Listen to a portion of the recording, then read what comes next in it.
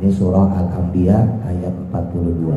Allah nyindir kepada kita, "Qul, katakanlah, man, siapakah yaklaukum yang bisa memelihara kalian, bil laili di waktu malam, wan nahari dan di waktu siang, minar rahmani dari siksanya Allah yang maha rahman."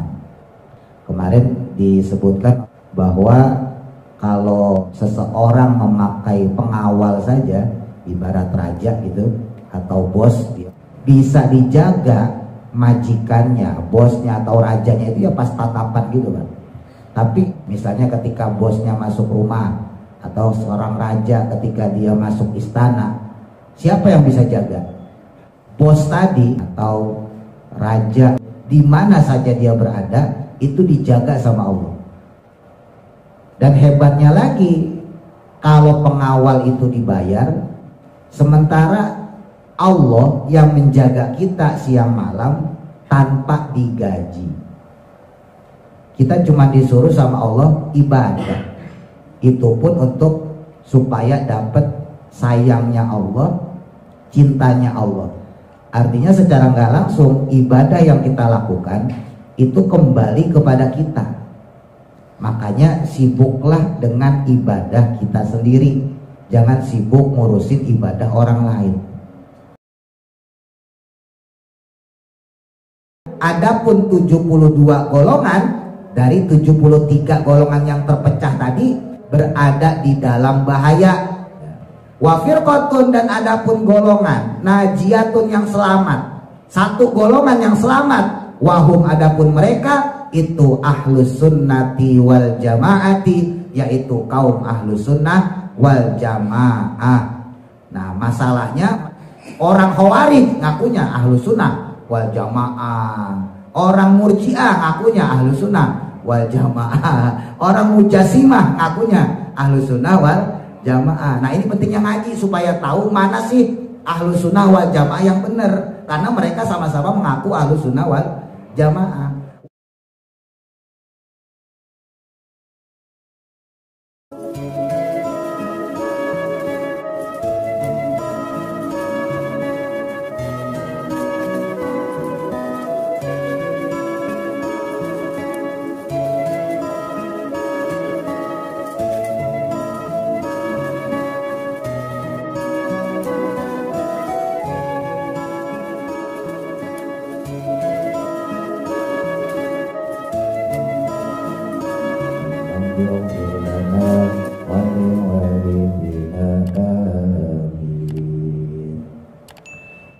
Bismillahirrahmanirrahim. Qala musannifu rahimahullahu ta'ala wa nafa'ana bihi wa bi barakati ulumihi fi daraini amin. Falihadal makna, maka oleh karena makna inilah qala ta'ala, berfirman Allah subhanahu wa ta'ala terkait kekuasaan Allah atas alam semesta. Qul man yaklaukum bil laili wan nahari minar rahman. Ini surah Al-Anbiya ayat 42. Qul, katakanlah, man, siapakah yaklaukum yang bisa memelihara kalian. Jadi Allah nyindir kepada kita di surah Al-Anbiya ini. Siapa memang yang bisa memelihara kita, menjaga kita, bil laili di waktu malam, wan nahari dan di waktu siang, minar rahmani dari siksanya Allah yang maha rahman. Kemarin disebutkan oleh musonef kitab bahwa kalau seseorang memakai pengawal saja, ibarat raja gitu atau bos, dia pakai bodyguard, bisa dijaga majikannya, bosnya atau rajanya itu ya pas tatapan gitu kan. Tapi misalnya ketika bosnya masuk rumah atau seorang raja ketika dia masuk istana, siapa yang bisa jaga? Bos tadi atau raja, di mana saja dia berada itu dijaga sama Allah. Dan hebatnya lagi, kalau pengawal itu dibayar, ya, bodyguard itu digaji, sementara Allah yang menjaga kita siang malam tanpa digaji. Kita cuma disuruh sama Allah ibadah. Itu pun untuk supaya dapat sayangnya Allah, cintanya Allah. Artinya secara nggak langsung ibadah yang kita lakukan itu kembali kepada kita. Makanya sibuklah dengan ibadah kita sendiri. Jangan sibuk ngurusin ibadah orang lain. Zaman sekarang, zaman akhir, banyak orang yang suka ngurusin ibadahnya orang lain, tapi ibadahnya sendiri kagak diurusin. Apakah sholatnya, bacaannya udah benar? Apakah rukunnya semua tumaknina? Kalau dia puasa, apakah puasanya udah bagus? Kalau dia sodako, apakah sodakohnya sudah ikhlas? Kalau dia baca Quran, apakah sudah pas makhrajnya? Kalau dia ibadahnya, apakah sudah benar-benar lillahi ta'ala? Bukan memandang orang lain tentang ibadah yang dilakukan mereka. Jadi zaman sekarang mohon maaf, lebih banyak orang jadi komentator. Emang kalau komen paling gampang ya Bang? Ada orang sholatnya berantakan, oh salah tuh sholatnya. Padahal sholatnya dia sendiri belum tentu benar. Wah baca Qurannya salah tuh, padahal baca Qurannya sendiri belum tentu benar. Wah sedekahnya kagak ikhlas, padahal dia sendiri sedekah belum tentu ikhlas. Kecuali ulama. Kalau ulama kan memang tugasnya memantau. Ya sama seperti Nabi ketika ada sahabat yang salah, dia ditegur, maksudnya gitu ya. Kalau misalnya ada sholat kita yang salah, ditegur sama guru kita, ya kita harus akuin. Ada ibadah kita yang kurang maksimal atau kurang sempurna, dikasih tahu, ya kita terima gitu. Zaman sekarang, kalau bahasa anak sekarang, banyak orang yang suka cosplay jadi ulama. Sekarang berubah jadi pada ustadz, apa jadi komentarin. Padahal untuk menjadi dokter saja, ketika dia buka praktek itu harus pakai izin. Ya, nggak boleh sembarangan buka praktek dokter ini, nggak boleh, harus pakai izin. Nah, tapi kalau ustadz kiai zaman sekarang itu kadang-kadang ya maaf nggak jelas keilmuannya, bahkan nasab ilmunya juga nggak jelas. Dia berani sebagai guru ngaji. Ya walaupun tidak salah ya, tapi dari sisi keilmuan tentunya ada penurunan kualitas. Madzaka ilal malikul jabbar. Maka tidaklah dia itu, maksudnya Allah, kecuali adalah sang penguasa yang maha perkasa. Wal wahidul qahar, dan Allah juga maha esa dan maha perkasa. Wa muqallibal qulubi, dan juga zat yang maha membolak-balikan hati. Wal absori, dan juga penglihatan. Allah lah yang maha membolak-balikan hati kita dan pandangan kita. Saat ini mungkin kita lagi baik sama istri kita, ya besok pagi bisa jadi kita berantem, nggak ada yang tahu. Saat ini anak kita lagi baik sama kita, mungkin besok pagi kita berantem. Nah itulah Allah yang mengubah.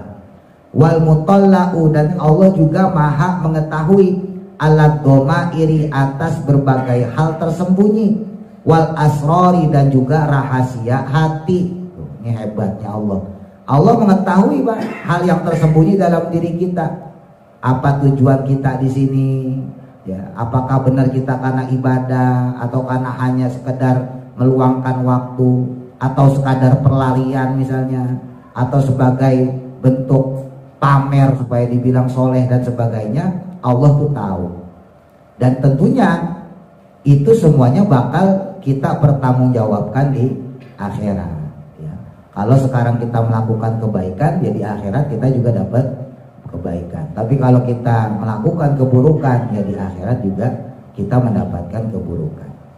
Intaha, selesai. Kalamu Syekhul Islam, sebagaimana ucapannya Syekhul Islam Al-Fakhru Razi. Ini nama salah satu ulama tasawuf, namanya Syekh Fakhru Razi. Fi Mafatihil Ghaibi, dalam kitab Mafatihul Ghaib. Wa qala, dan berkata juga Sahibu Ruhil Bayan, pengarang kitab Ruhul Bayan. Wal alamina, adapun lafaz alamin, ya kita masih bahas Rabbil Alamin ya, Allah sebagai Tuhan semesta alam. Itu jam'u alamin, yaitu jamak dari lafaz alam. Jadi jamaknya alamin ditambahin ya nun, sama kayak muslim menjadi muslimin, namanya jamak mudzakkar salim. Wal alamu, dan adapun lafaz alam itu jam'un adalah bentuk jamak la wahidah, yang tidaklah berkata satuan lahu baginya min lafzihi, daripada lafadznya. Qala berkata Wahbu, Imam Wahab bin Munabbih, ini salah satu tabi'in. Beliau berkata, lillahi, Allah memiliki sama niyata alfi alamin, 8.000 alam, ad-dunya, yang mana adapun alam dunia itu alamun adalah satu alam, minha, dari 8.000 dunia tersebut. Ini salah satu pendapat ulama, dikatakan Allah itu punya alam bukan cuma satu, Pak. Ya, kita kan taunya alam dunia doang ini. Ya, Allah itu menciptakan 8.000 alam. Nah, alam dunia itu hanya salah satu dari 8.000 alam tersebut. Apa aja ya, wallahu a'lam, kita nggak tahu.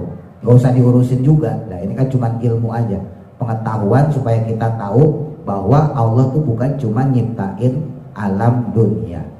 Sebab Allah itu punya sifat al-khaliq, Bang. Al-khaliq itu apa artinya? Maha pencipta gitu. Jadi mustahil kalau Allah Subhanahu wa taala hanya menciptakan alam dunia. Pernah ada orang nanya sama saya, apakah Islam mengenal reinkarnasi? Ya, di agama kita nggak ada. Ketika kita meninggal, ya kita masuk alam barzah. Ya, ketika kita masuk alam barzah itu persekotnya, DP-nya kita nanti di akhirat. Kalau kita di alam dunia bagus, ya alam barzah kita bagus. Kalau di dunia kita jelek, ya alam barzah kita juga jelek, sebelum nanti kita masuk ke akhirat ya. Nah, adapun kalau kita bicara reinkarnasi, itu bukan bagian dari konsep tauhid umat Islam. Ketika orang mati, terus dia menjelma jadi apa? Dulunya miskin, pas dilahirkan lagi jadi orang kaya, misalnya gitu ya. Nggak ada. Sebab kalau itu kita terima, maka itu juga menggagalkan sifat al-khaliqnya Allah. Ketika kita terima itu konsep, berarti Allah tidak lagi maha pencipta, karena itu berulang doang. Sementara Allah punya sifat al-khaliq, yaitu maha mencipta, yang selalu menciptakan ya. Bahkan disebut Allah al-fatir, Allah yang maha pengkreasi. Jadi Allah bukan cuma menciptakan, tapi juga memperbaharui. Nah, Allah Subhanahu wa taala menurut Imam Wahab bin Munabbih menciptakan 8.000 alam. Nah, alam kita nih, alam dunia, hanya salah satunya saja. Wamal umroni, dan tidaklah suatu bangunan besar, fil hizbi, pada satu lahan kosong, illa kafastoti, kecuali seperti tenda, fisohroi, di tanah lapang. Jadi bagi Allah itu ya, kalau ngelihat alam dunia lah, ya udah seperti tenda aja di tanah lapang, ngelihatnya kecil. Ya, gampangnya lapangan bola lah, lapangan bola, terus ada orang bangun tenda, gampangnya gitu ya. Walaupun secara hakikat tidak seperti itu, tapi Allah memandang dunia itu seperti itu, kecil sekali. Kalau dunia aja cuma sekecil itu, apalagi kita manusianya, berarti kan kecil banget. Terus apa yang mau kita sombongin? Kekayaan, kehebatan kita, kepintaran kita, sementara dunianya aja kecil di mata Allah, apalagi kita penghuninya. Waqala, dan berkata Ad-Dhahhak, Imam Ad-Dhahhak, salasa mi'atin wasituna, Allah memiliki 360 alam. Nah, ini memang berbeda pendapat ya, wajar namanya ulama. Pendapat selanjutnya menurut Imam Ad-Dhahhak, Allah itu punya 360 alam. Salah sumi'atin, 300 alam, minhum, dari mereka, dari antaranya hufatan, ya telanjang kaki, rotan telanjang badan ya. Hufatan telanjang kaki maksudnya nyeker, urrotan telanjang badan maksudnya bugil. La ya'rifuna, yang tidaklah mengetahui, khalqahum, akan penciptaan mereka, wahum, dan adapun mereka itu hasyau jahannama, merupakan calon penghuni neraka jahannam. Jadi orang-orang yang menghuni di sana itu nggak pakai baju dan nyeker kakinya, dan nggak ada yang tahu kapan Allah menciptakan alam dan makhluk yang ada di dalamnya. Mereka ini adalah calon penghuni neraka jahanam.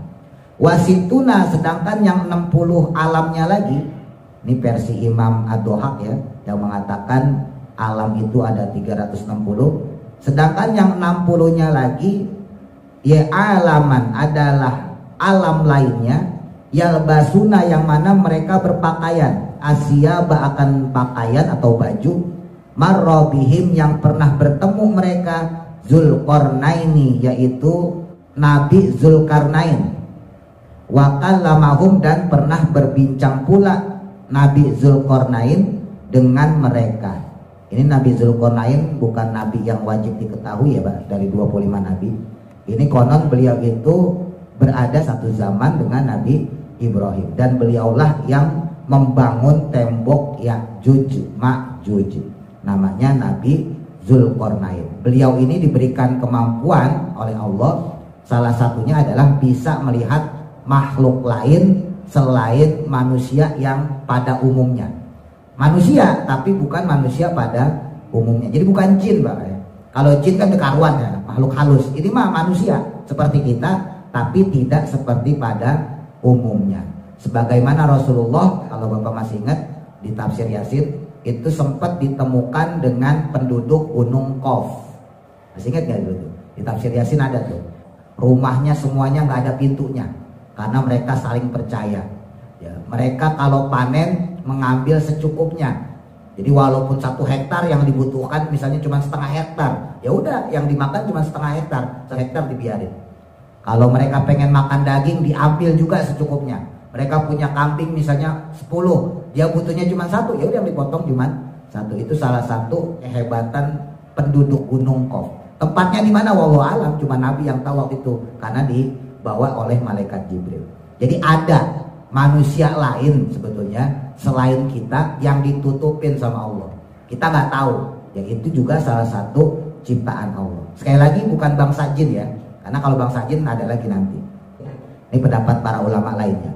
Waqala, dan berkata juga Ka'bul Ahbar, la yuhsa, jumlah alam itu tidaklah diketahui. Liqaulihi ta'ala, karena firmannya Allah Ta'ala, wa ma ya'lamu junuda rabbika illa huwa. Ini surah Al-Mudathir ayat 31. Wa ma ya'lamu, dan tidaklah ada yang tahu, junuda rabbika, tentaranya Tuhanmu atau makhluknya Tuhanmu, illa huwa, melainkan dia sendiri, yaitu Allah. Wa an Abi Hurairah, dan diriwayatkan dari sahabat Abu Hurairah radhiyallahu taala anhu, semoga Allah meridhoinya, annallaha, sesungguhnya Allah taala itu khalaqal khalqi, menciptakan makhluk, atau bisa diartikan juga sifat ya, sifat makhluk atau makhluk itu sendiri, arba'ata asnafin, dengan sebanyak 4 macam. Jadi Allah nyiptain makhluk diantaranya dengan bentuk 4 macam. Al malaikata, yang pertama dengan bentuk malaikat. Malaikat itu jamak ya, para malaikat. Wasyayatina, dan juga bentuk setan. Loh, setan kok berbentuk? Ya setan aslinya sifat. Masuknya setan di sini yaitu iblis dan keturunannya. Kan iblis juga punya keturunan ya Pak. Kan ada dasim, itu yang suka godain orang rumah tangga ya. Ada akwar, suka godain orang zina. Ada miswat ya, supaya orang berantem. Terus juga ada walhan, yang suka godain orang pas lagi wudhu ya. Murrah, yang suka godain orang pas lagi melakukan kebaikan supaya nggak jadi melakukan kebaikan. Nah itu kan anak turun iblis. Adapun sifatnya sendiri itu setan ya. Jadi maksud setan di sini adalah anak turun iblis. Jadi anak turun iblis itu udah pasti setan. Gampangnya begitu. Tapi kalau setan belum tentu anak turun iblis, karena dia bisa saja bentuk dari bangsa jin yang kafir atau manusia yang buruk.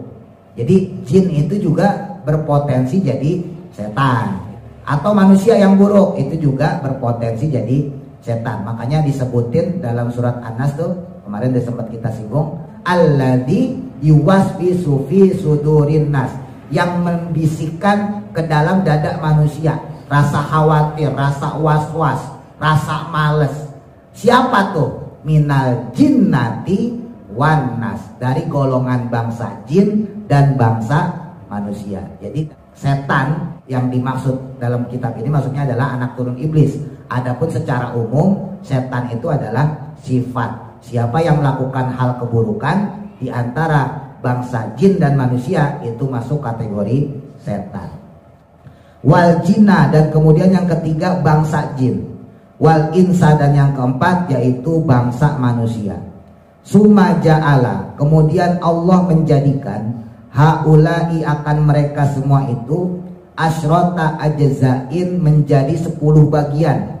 Dibagi lagi itu sama Allah 10 bagian. Tis'atun, adapun 9 bagian. Minhum, dari mereka itu al malaikatu, untuk malaikat. Jadi paling banyak sendiri nih malaikat. Wa wahidun, dan adapun 1 bagian dari 10 bagian tersebut itu asalah 1 untuk 3 jenis lainnya. Al baqiyatun, yang tersisa, maksudnya untuk setan, untuk jin dan manusia. Summa ja'ala, kemudian Allah juga menjadikan hadhihi salasata, akan 3 jenis ini, ya dari 3 jenis tadi, setan, jin dan manusia, asyarota ajzain, menjadi 10 bagian. Tis'atun, 9 bagian. Minhum, dari mereka itu asyayatinu, diperuntukkan untuk setan. Wajuzun, dan adapun bagian wahidun, yang 1 itu al jinnu, untuk bangsa jin. Wal insu, dan untuk bangsa manusia. Summa ja'alahuma, kemudian Allah menjadikan keduanya, dipotong lagi, asyrota ajzain, menjadi 10 bagian. Dibagi lagi sama Allah. Fatis atun, maka adapun yang 9 bagian, minhum, daripada mereka itu al jinnu, untuk bangsa jin. Wa wahidun, dan adapun yang 1-nya al insu, yaitu untuk manusia. Summa ja'ala, kemudian Allah menjadikan lagi al insa, akan manusia. Untuk manusia dipecah lagi, mi'atan wa khamsatin wa isrina, yaitu 125 juz'an bagiannya. Dipecah lagi tuh Pak, untuk manusia sendiri. Faja'ala, maka menjadikan Allah subhanahu wa ta'ala mi'ata juz'in, 100 bagian dari 125 tadi. Fi biladil hindi, di negara Hindia. Minhum, yang diantara mereka itu satu adalah satu. Nah ini nama jenis manusia lain ya. Nah untuk manusia sendiri, karena kita manusia jadi kita lebih fokus ke manusia, itu dibagi lagi menjadi beberapa bagian. Di antaranya ada yang namanya satu ya. Wahum, adapun mereka yang disebut satu ini, itu unasun, adalah manusia. Ru'usuhum, yang kepalanya mereka itu mislu ru'usil kullabi, seperti kepalanya anjing. Ada Pak manusia namanya satu tadi itu, dibentuk sama Allah, kepalanya dibentuk seperti kepala anjing. Terus yang kedua, wa maluh, namanya maluh. Wahum, dan adapun mereka itu unasun, adalah bangsa manusia. Ayunuhum, yang matanya mereka itu ala sudurihim, berada di dada mereka. Alhamdulillah kita punya mata di atas ya, pas lagi 2. Dipakai kacamata cocok, nggak dipakai kacamata juga cocok. Bayangin kalau matanya di dada, coba pakai baju kagak kelihatan ya, jadi harus dibolongin bajunya. Alhamdulillah kita dikasih bentuk manusia yang seperti ini. Wa masuh, dan yang ketiga namanya masuh. Wahum, adapun mereka itu unasun, adalah jenis manusia. Adzanuhum, yang mana adapun telinga-telinga mereka itu ka adzanil filati, seperti telinganya gajah. Gajah telinganya kecil apa lebar? Lebar ya. Nah kalau kita telinganya kecil. Nah ada manusia yang dibentukin dengan telinga lebar. Wa maluh, dan yang keempat yaitu manusia dengan jenis maluh. Wahum, adapun mereka manusia tersebut itu unasun, yaitu bangsa manusia. la yutawauhum, yang mana tidak bagus atau tidak patuh mereka, arjuluhum, kaki mereka. Maksudnya dia nggak patuh, nggak taat pada Allah. Yusamuna, yang mana mereka ini dinamakan dawaluyai, dinamain dawaluyai. Wa masiru kullihim, dan adapun tempat kembali semuanya itu makhluk-makhluk yang tadi tuh, berarti kecuali kita ya, yaitu kembalinya ilan nari, ke dalam neraka. Nauzubillah.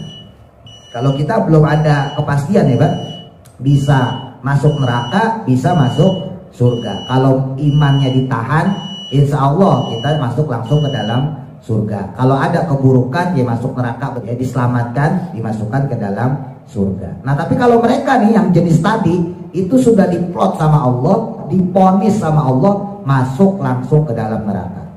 Wa ja'ala, dan kemudian Allah menjadikan isna asyara juz'an, 12 bagian, minhum, dari mereka, fi biladir Rumi, yang berada di negara Romawi. Ya, kalau sekarang Eropa gampangnya. Yakni An-Nusturiyah. Nah, ini nama bangsa nih ya. Yaitu bangsa Nusturiyah.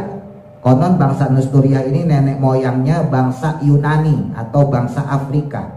Wal Malkaniyah, dan bangsa Malkaniyah. Ini nenek moyangnya bangsa Mesir, Mesopotamia. Ya termasuk Fir'aun ya. Fir'aun itu dari bangsa Malkaniyah. Wal Israiliyah, dan bangsa Israel. Nah ini terkenal Bani Israel ya. Maksudnya nenek moyangnya, terahnya gitu ya. Kullu minasulasi, yang mana semuanya adalah 3 jenis, arba'ut tawafin, yang dibagi lagi menjadi 4 bagian. Wa masiruhum, dan tempat kembalinya mereka, nah yang jahat-jahat itu, ilan nari, ke dalam neraka, jami'an, semuanya. Wa ja'ala, kemudian menjadikan Allah Subhanahu wa taala sitata ajzain, 6 bagian, minhum, daripada mereka, diletakkan sama Allah fil masyriki, di bagian timur.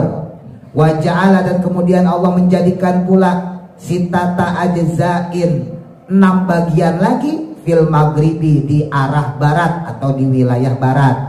Wa masiruhum, dan adapun tempat kembalinya mereka, balik lagi yang buruk-buruk, ya tempat kembalinya ilan nari, ke dalam neraka. Wa baqiya, maka adapun yang tersisa, minal insi, daripada manusia, itu min ahli tauhidi, adalah orang-orang yang ahli tauhid. Itu juz'un, bagian, wahidun, yang cuma 1. Dari pembagian manusia tadi, sisa 1 Pak, yaitu min ahli tauhid, orang-orang yang termasuk ahli tauhid. Maksudnya yang menyembah Allah ya. Fajazza'ahum, maka kemudian Allah membagi lagi mereka. Masih dibagi lagi Pak, yang mengaku ahli tauhid. Wah saya nyembah Allah, saya beriman pada Allah. Masih dibagi sama Allah. Dibagi berapa? Salasan wa sab'ina firqatin, dibagi 73 firqah atau 73 golongan. Isnatani wa sab'una, adapun 72 golongan, dari 73 golongan yang terpecah tadi, itu ala khotorin, berada di dalam bahaya. Kenapa di dalam bahaya? Wahum, karena adapun mereka yang 72 golongan itu ahlul bid'i, adalah pelaku bid'ah atau ahli bid'ah. Wa dolalati, dan ahli kesesatan. Ahlul bid'ah di sini maksudnya adalah mereka-mereka yang bertauhidnya berbeda dengan yang diajarkan Allah dan juga yang dibawa oleh Rasulullah. Kemarin sempat kita bahas tuh, di antara aliran-aliran tauhid ya, ada Jabariyah, ada Qadariyah, ya, ada Khawarij, yang mereka menghukumi pelaku dosa besar sebagai orang kafir. Kalau syirik karuan ya Pak, kalau syirik murtad udah jelas kafir. Tapi kalau dosa lain, misalnya zina, apakah dia termasuk kafir? Menurut akidah Ahlussunnah wal Jamaah nggak kafir, ya dosa besar aja, masuk neraka. Kalau dia masih punya iman, insya Allah diangkat masuk ke dalam surga. Orang yang korupsi misalnya, dosa besar, dosa besar. Orang yang mabuk, dosa besar, dosa besar. Tapi tidak terhukumi kafir. andai kata dia masih punya iman, lalu dia masuk dalam neraka, dicuci, dibersihin, kejahatannya habis, maka dia akan diangkat, diberi syafaat oleh Nabi Muhammad, masuklah dia ke dalam surga. Sebab kalau konsekuensi kafir, maka dia berada di dalam neraka jahanam abadi selama-lamanya. Itu konsekuensi orang kafir. Beda sama orang jahat atau pelaku dosa. Makanya hati-hati nih, ini akidah kita. Ahlus Sunnah wal Jamaah tidak menghukumi orang yang melakukan dosa besar sebagai orang kafir. Nah, zaman sekarang banyak orang yang dikit-dikit, datang ke kuburan kafir. Padahal di kuburan baca Fatihah. Padahal di kuburan baca Yasin. Padahal di kuburan doain mayat. Ya jenazah, mungkin itu orang tuanya, mungkin itu gurunya. Yasinan, itu tahlilan, kafir. Bukan bid'ah lagi, kafir langsung. Lah tahlilan kan mengucap la ilaha illallah. Yang mana itu diperintahkan oleh Kanjeng Nabi untuk mengislamkan orang. Lah kalau orang kafir aja mengucap la ilaha illallah jadi Islam, masa yang orang Islam tahlilan baca la ilaha illallah jadi kafir? Lah kan lucu. Orang kafir aja baca la ilaha illallah jadi Islam. Masa orang Islam baca la ilaha illallah jadi kafir? Itu gak masuk akal. Ya kalau nggak suka nggak apa-apa, silakan. Sampai nggak suka tahlilan silakan, sampai nggak suka yasinan silakan, sampai nggak suka maulidan silakan. Tapi hati-hati, jangan memvonis kafir, karena itu akidah. Ketika sudah berani memvonis kafir, maka keluar dari akidah, dari tauhid tadi. Terus ada lagi, waktu itu saya jelasin misalnya Mujassimah. Mujassimah itu firqah atau golongan yang menjisimkan Allah. Jadi Allah itu seakan-akan seperti manusia. Sering saya sampaikan misalnya Ar-Rahmanu 'alal arsyistawa. Sesungguhnya Allah bersemayam di atas arsy. Maknanya bukan bersemayam, menguasai. Kalau bersemayam berarti dia duduk, dia singgah, dia bertempat. Padahal Allah itu tidak butuh tempat. Allah itu tidak butuh arah. Allah nggak butuh kanan kiri, Pak. Allah nggak butuh depan belakang. Allah nggak butuh atas bawah, nggak butuh Allah. Allah itu nggak butuh dengan apapun. Ya, beda sama manusia. Kalau kita butuh semua orang, Pak. Dari kita lahir sampai kita mati, kita butuh orang. Waktu kita lahir, apakah kita lahir dari batu? Kan enggak. Lahir dari apa? Dari seorang ibu. Seandainya pun kita lahir dari batu, berarti kita butuh batu untuk melahirkan kita. Gak bagian gitu. Tapi Allah enggak.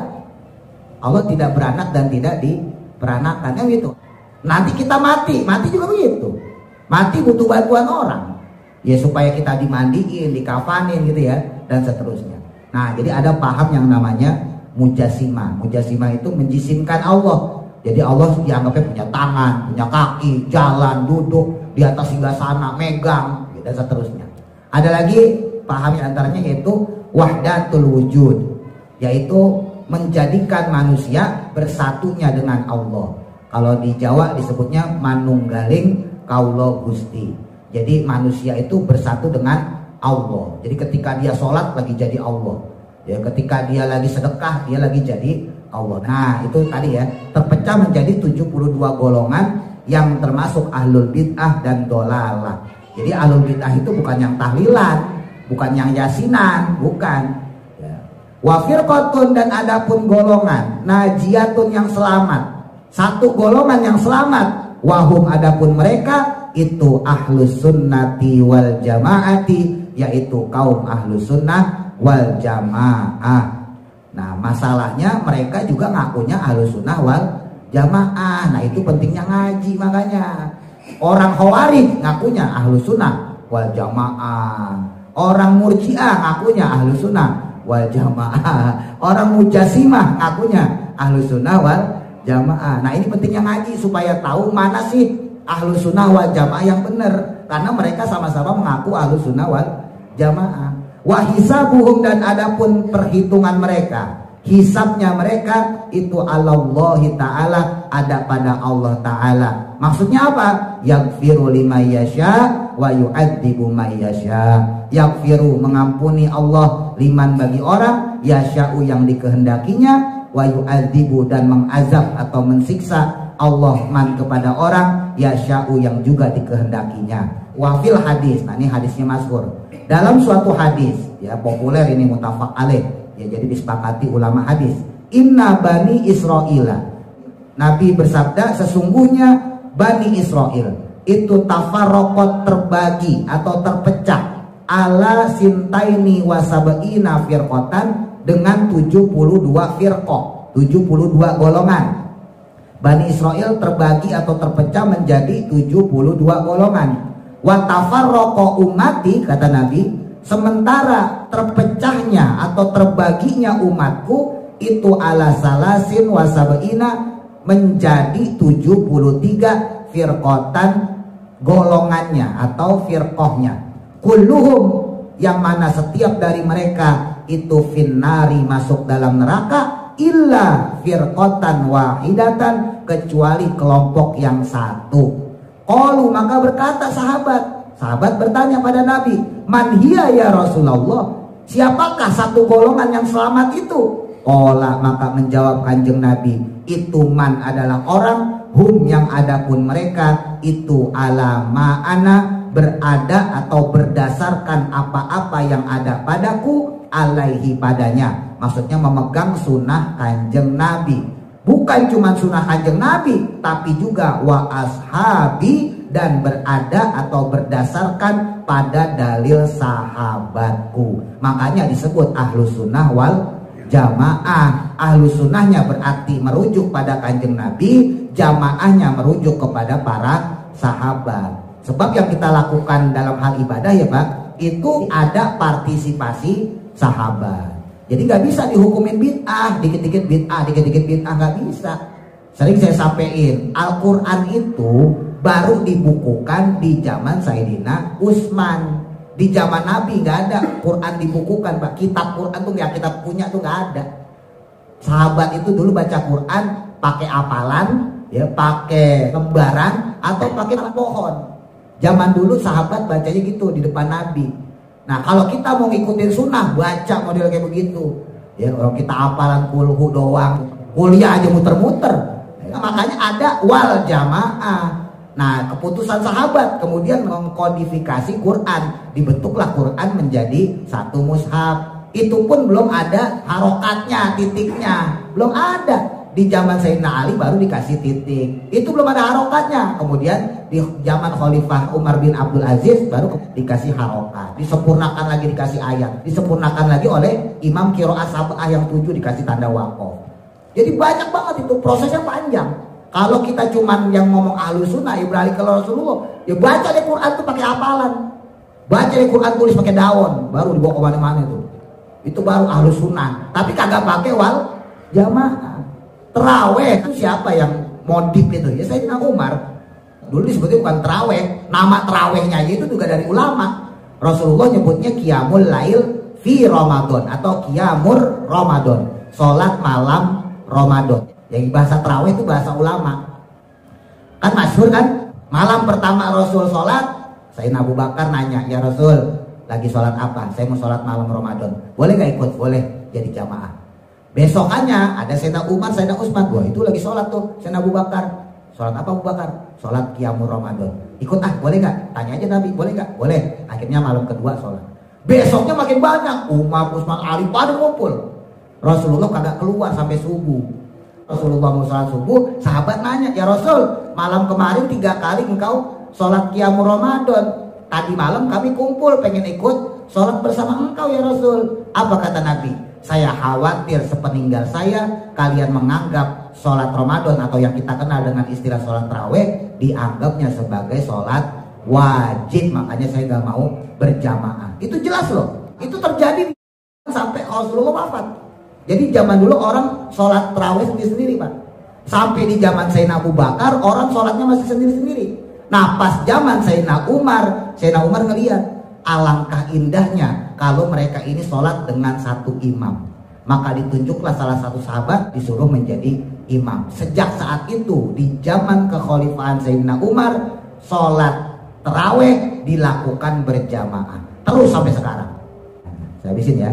Yakni maksudnya, yang dimaksud ma'ana alaihi, yang aku melakukannya atau berdasarkan kepadaku, wa ashabi, dan sahabatku. Dari sisi apa? Minal i'tiqadi, dari sisi i'tiqad, keyakinan. Ya, makanya perlunya kita belajar tauhid. Wal fi'li, dan kelakuan, perilaku, makanya kita belajar fikih. Wal qauli, dan ucapan, jadi keyakinan, perbuatan, dan ucapan. Ada akidah secara i'tiqad, keyakinan, ada akidah secara fi'li, perbuatan, ada akidah secara qauli, ucapan. Fahuwa, maka adapun yang demikian itu hakun, adalah yang benar, wa thoriqun, dan merupakan jalan, muwassilun, yang menjadi pengantar, ilal jannati, menuju surga. Tuh, menjadi perantara kita menuju surga kalau pakai akidah Ahlussunnah wal Jamaah. Wal fauzu, dan juga mendapatkan keberuntungan atau kesuksesan. Wal falahu, dan juga kemenangan atau kebahagiaan. Wama, dan adapun firqah atau golongan atau kelompok, adahu, yang selainnya,